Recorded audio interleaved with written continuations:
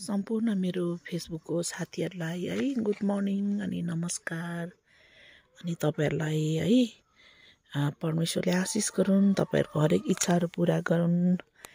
यसरी नै है मैले पनि यसरी थुप्रो दिन भयो रिल्सहरु नबनाएको। अनि हेल्थ पनि मेरो ठिकै हो, तर मलाई अल्छी लाग्छ के हो थाइरोइडले गर्दा। के काम गरेपछि त्यही गरिबस्नु, अनि त्यो हुन्छ नि त्यो मलाई त्यो यादै हुँदैन, गाह्रो लाग्छ है। बुढी भएर पनि होला, बुढीसकाल भएर पनि। अनि यसरी प्लान्टहरु चाहिँ मेरो राम्रो भएको छ है। यसरी प्लान्टहरु सबै राम्रो देख्दा खुसी लाग्छ है।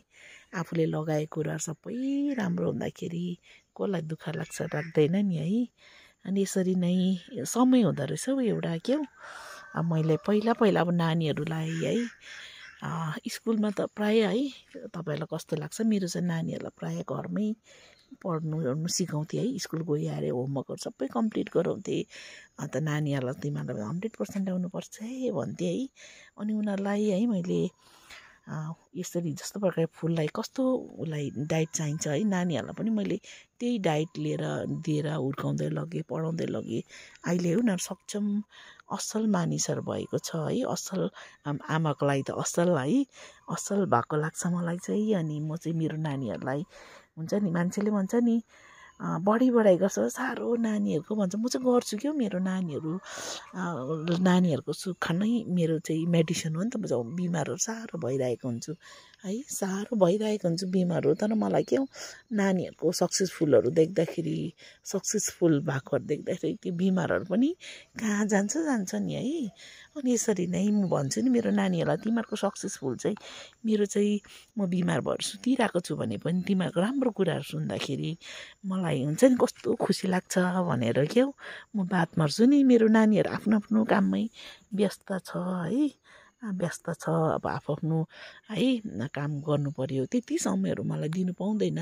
तर म उनीहरुलाई मलाई समय दिएन, मलाई हुन्छ नि मसँग मलाई भेटेन भनेर चाहिँ म चाहिँ माइन्डहरु गर्दिन है उनीहरुलाई।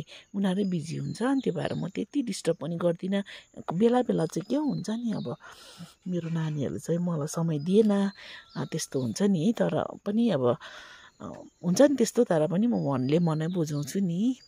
अनि यसरी नै उनीहरुले पनि अब एक त पहिला चाहिँ बिहा नगर्दा चाहिँ नानीहरु पुरा टेन्सन हुन्थ्यो नि, नानीहरुले खाना खाए कि खाएन, संगत कस्तो छ भनेर के हो बार बार म कल गरिबस्थेँ नि है।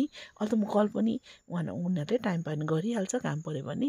अनि मलाई के छ काम म कल गर्छु, नभए चाहिँ म घरिघरि फोन गरेर डिस्टर्ब चाहिँ गर्दिन।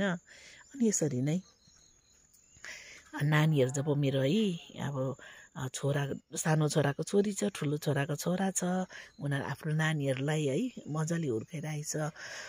एकदमै उनीहरु पनि है बिजी छ, आफ्नो काम पनि गरिरहेछ, नानी पनि हेरिरहेछ है। बुहारीहरु मेरो राम्रो हुनुहुन्छ, एकदम परमेश्वरले दिनुभएको छोरीहरु छ, मलाई माया गर्छ है। त्यो पनि म त खुसी लाग्छ है। अनि यसरी नै हाम्रो लाइफ है रिटायर्ड लाइफमा चाहिँ अब यस्तै हो, प्लान्टहरु स्याहार्नु पर्यो, प्लान्टहरु रोप्नु पर्यो। अनि रोपेर यसरी राम्रो हुँदाखेरि चाहिँ के हो कस्तो खुसी लाग्छ नि हामीलाई। अनि मेरो भिडियो त कति ठुलो भयो, लामो भयो होला, आज म यतिमै राख्छु। धेरै छ नि प्लान्टहरु, हेर्नुस् न। यसो एक झलकमा तपाईहरुलाई देखाउने छु। Bye bye, take care, god bless you all.